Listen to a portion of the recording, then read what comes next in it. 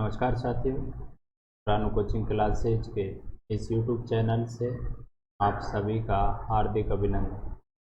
दोस्तों, पिछले वीडियो में हमने भौतिक भूगोल कक्षा 11 की शुरुआत की और इकाई फर्स्ट चैप्टर उसका एक पार्ट बनाया। आज सेकंड पार्ट आपके सामने है, क्योंकि मैं समझता हूँ शुरुआती दौर में छोटे छोटे वीडियो बनाना बच्चों के लिए कारगर साबित होगा। और इसी संदर्भ में हम आपके सामने ये वीडियो लेकर आए हैं। तो शुरू करते हैं। भूगोल एक समाकलन विषय के रूप में कैसे स्थापित हुआ। भूगोल एक संश्लेषणात्मक या सिंथेसिस विषय है जो क्षेत्रीय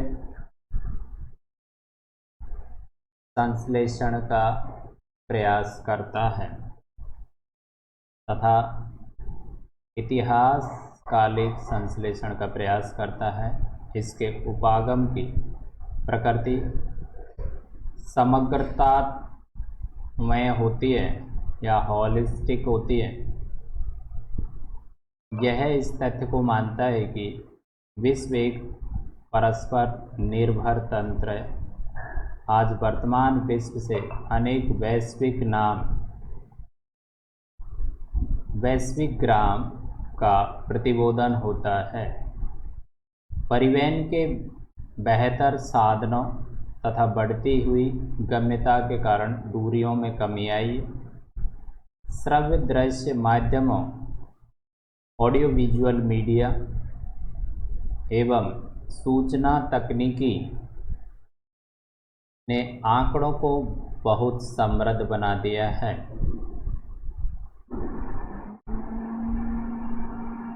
तकनीक ने प्राकृतिक तथा आर्थिक सामाजिक प्राचल पैरामीटर के निरीक्षण एवं परीक्षण के बेहतर अवसर प्रदान किए हैं। भूगोल का एक संश्लेषणात्मक विषय के रूप में अनेक प्राकृतिक तथा सामाजिक विज्ञानों से अंतरपृष्ठ या इंटरफेस संबंध है। प्राकृतिक या सामाजिक सभी विज्ञानों का एक मूल उद्देश्य है यथार्थता को ज्ञात करना। भूगोल यथार्थता से जुड़े तथ्यों के साहचर्य को बोधगम्य बनाता है। भूगोल का अन्य विज्ञानों के साथ संबंध दर्शाता है। वस्तुतः विज्ञान से संबंधित सभी विषय भूगोल या ज्योग्राफी से जुड़े हैं, क्योंकि उनके कई तत्व क्षेत्रीय संदर्भ में भिन्न भिन्न होते हैं। भूगोल स्थानिक संदर्भ में यथार्थता को समग्रता से समझने में सहायक होता है। अतः भूगोल न केवल एक स्थान से दूसरे स्थान में तथ्यों की भिन्नता पर ध्यान देता है, अपितु उन्हें समग्रता में समाकलित करता है। भूगोलवेत्ता को सभी संबंधित क्षेत्रों की व्यापक समझ रखने की आवश्यकता होती है, जिससे कि वह उन्हें तार्किक रूप से संश्लेषित कर सके। यह संश्लेषण कुछ उदाहरणों की सहायता से सरलतापूर्वक समझाया जा सकता है। जैसे भूगोल ऐतिहासिक घटनाओं को प्रभावित करता है। स्थानिक दूरी स्वयं विश्व के इतिहास की दिशा को परिवर्तित करने के लिए एक प्रभावशाली कारक है। क्षेत्रीय विस्तार लड़ाई के दौरान, विशेषकर पिछली शताब्दी में, कई देशों के लिए सुरक्षा का साधन बना। परंपरागत युद्ध में बड़े आकार वाले देशों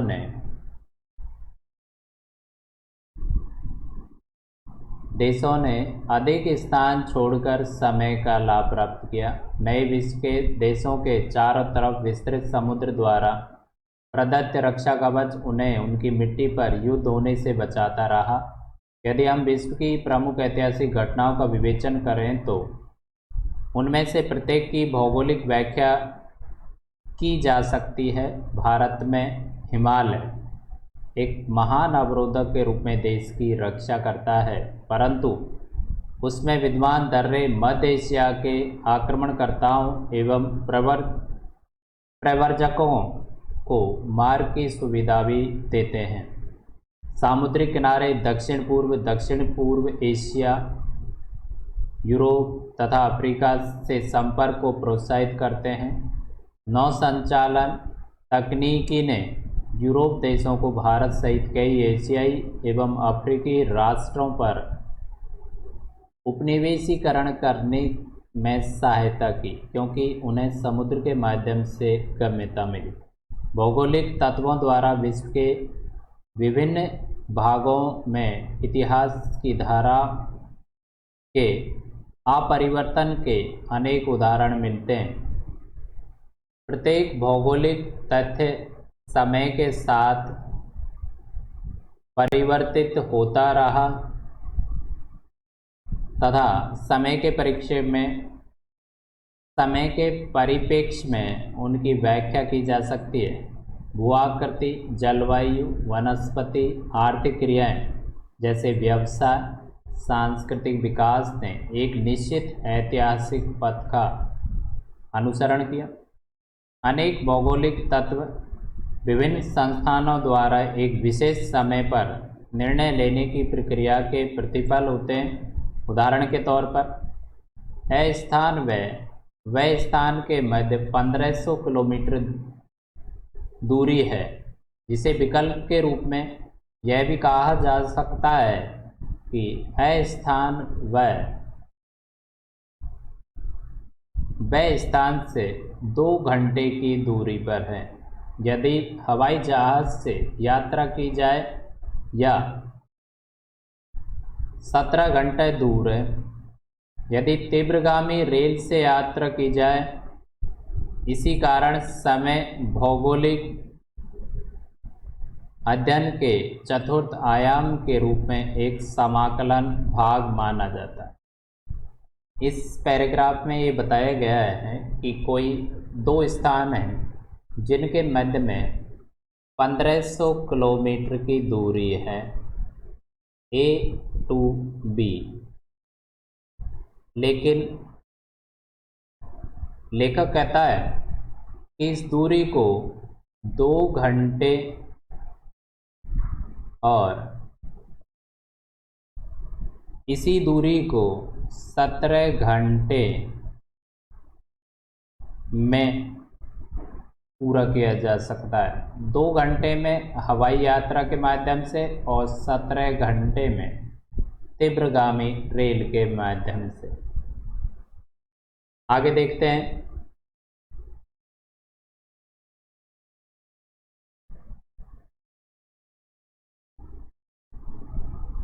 अब टॉपिक है भूगोल की शाखाएं। पुनः स्मरण हेतु हम 1.1 चित्र का अध्ययन करेंगे। इससे स्पष्ट प्रकट होता है कि भूगोल अध्ययन का एक अंतर्शिक्षण विषय है। प्रत्येक विषय का अध्ययन कुछ उपागमों के अनुसार किया जाता है। इस दृष्टि से भूगोल के अध्ययन के 2 प्रमुख उपागम हैं। पहला विषय वस्तु उपागम, जिसे क्रमबद्ध उपागम भी कहते हैं। दूसरा प्रादेशिक उपागम। दोस्तों, भूगोल के 2 उपागम बताए हैं, विषय वस्तु या क्रमबद्ध और दूसरा प्रादेशिक उपागम। विषय वस्तु भूगोल का उपागम वही है जो सामान्य भूगोल का होता है। यह उपागम एक जर्मन भूगोलवेत्ता अलेक्जेंडर वॉन हेम्बोल्ट द्वारा प्रवर्तित किया गया। कहने का मतलब है, क्रमबद्ध भूगोल के जनक माने गए हैं अलेक्जेंडर वॉन हेम्बोल्ट। इनका समय 1769 से 1859 के बीच रहा। हेम्बोल्ट साहब ने समकालीन एक दूसरे जर्मन भूगोलवेत्ता कार्ल रीटर द्वारा भी प्रादेशिक भूगोल का वर्णन प्रस्तुत किया गया। कहने का मतलब हेम्बोल्ट क्रमबद्ध भूगोल के जनक और कार्ल रिटर प्रादेशिक भूगोल के जनक। तो हमें प्रश्नों के तौर पे यही याद रखना है कि भूगोल के दो उपागम हैं, विषय वस्तु उपागम जिसे क्रमबद्ध भूगोल कहते हैं, दूसरा प्रादेशिक उपागम या प्रादेशिक भूगोल। क्रमबद्ध भूगोल का सबसे पहले जो वर्णन किया वो एक जर्मन भूगोलवेत्ता थे अलेक्जेंडर वॉन हेम्बोल्ट, उनके द्वारा किया गया। जबकि प्रादेशिक भूगोल के बारे में सबसे पहले जर्मन के ही एक भूगोलवेत्ता थे कार्ल रिटर। दोनों ही भूगोलवेत्ता जर्मनी से हैं, लेकिन दोनों ही अलग अलग उपागमों से जुड़े हैं। हेम्बोल्ट क्रमबद्ध उपागम से, जबकि रिटर प्रादेशिक उपागम से। आगे चलते विषय वस्तु उपागम में एक तथ्य का पूरे विश्व स्तर पर अध्ययन किया जाता है। जो विषय वस्तु उपागम है या क्रमबद्ध उपागम है, उसमें किसी एक तथ्य को लेकर संपूर्ण विश्व, पूरे विश्व को अध्ययन करना पड़ता है। उसके बाद क्षेत्रीय स्वरूप के वर्गीकृत प्रकारों की पहचान की जाती है। उदाहरण के लिए यदि कोई प्राकृतिक वनस्पति के अध्ययन में रुचि रखता है तो सबसे पहले विश्व स्तर पर इसका अध्ययन किया जाएगा। फिर प्रकारात्मक वर्गीकरण जैसे विषुवत-रेखीय सदाबहार वन, नरम लकड़ी वाले वन, कोणधारी वन अथवा मानसूनी वन इत्यादि की पहचान, उनका विवेचन तथा सीमांकन करना पड़ेगा। जबकि प्रादेशिक उपागम में विश्व को विभिन्न क्रमों में स्टेप बाय स्टेप स्तर के प्रदेशों में विभक्त किया जाता है और फिर एक विशेष प्रदेश में सभी तत्वों का अध्ययन किया जाता है। दोनों में अंतर इतना है, क्रमबद्ध जो उपागम है उसमें हम संपूर्ण विश्व को लेकर अध्ययन करते हैं और किसी एक तथ्य को लेकर अध्ययन करते हैं। जबकि प्रादेशिक उपागम में स्टेप बाय स्टेप विभाजन करके अध्ययन करना पड़ता है या अध्ययन करते हैं।